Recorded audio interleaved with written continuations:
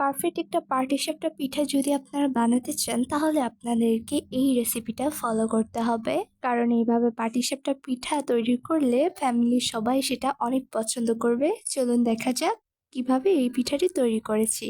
এখানে আমি 2 কাপ মতো চালের গুঁড়া নিয়েছি, বাজারে কেনা চালের গুঁড়াও আপনারা ব্যবহার করতে পারেন। এরপর এখানে আমি 1 কাপ মতো ময়দা দিয়ে দিয়েছি, আপনারা চাইলে আটা দিতে পারেন। তো তার ভিতর আমি গুঁড়া দুধ দিয়ে দিচ্ছি 2 টেবিল চামচ।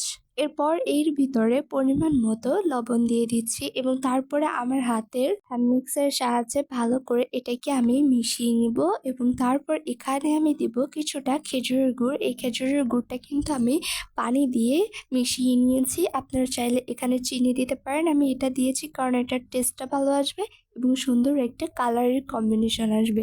তো তারপরে আমি এখানে হালকা কুসুম গরম পানি অ্যাড করতেছি, একটু একটু করে অ্যাড করতেছি, কারণ এখানে আপনারা একবারে কুসুম গরম পানি ঢেলে দেবেন না, দিলে হয়তো বা এটা বেশি ঢলঢলে হয়ে যাবে অথবা অন্য কোনো সমস্যা হতে পারে।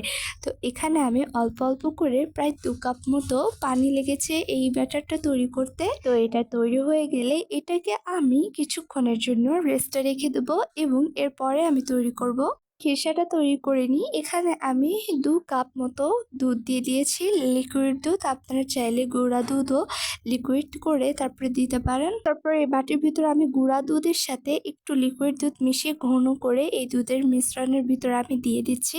এর ভিতরে আমি আবারও 1 কাপ পরিমাণে খেজুরের গুড় দিব, যে এখানে আপনারা চাইলে চিনি দিতে পারেন, বাট আমি খেজুরের গুড় দিয়েছি, খেতে মজা হবে। তো তারপর আমি 1 টেবিল চামচ মতো কর্নফ্লাওয়ার অ্যাড করছি এবং স্বাদ মতো লবণ দিয়ে দিচ্ছি। তারপরে এটাকে আমি ভালোভাবে প্যানে বসিয়ে নাড়তে থাকবো যেন এটা নিচে না লেগে যায়। এখানে বারবার নাড়তে নাড়তে এটাকে আমি প্রায় ঘন করে ফেলবো। এটা কিন্তু আপনারা একবারে লো হিটে রান্না করবেন। তো দেখতে পাচ্ছেন কত সুন্দর এটা ঘন হয়ে এসেছে খিরসাটা।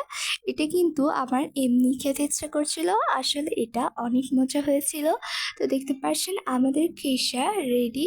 তো তারপরে এইদিকে আমার করে রাখা যে ব্যাটারটা সেটাকে আমি এইবার এই প্যানে দিয়ে দিব। এখানে হালকা করে আমি ব্রাশ দিয়ে তেল ব্রাশ করছি এবং এখানে সে ব্যাটারটি ঢেলে সুন্দরভাবে ঘুরিয়ে নিচ্ছি একটি রুটির শেপে। এটা কিন্তু আপনারা লো হিটে দিবেন। তারপরে আমি ঢাকনি দিয়ে ভালোভাবে এটিকে ঢেকে দেব।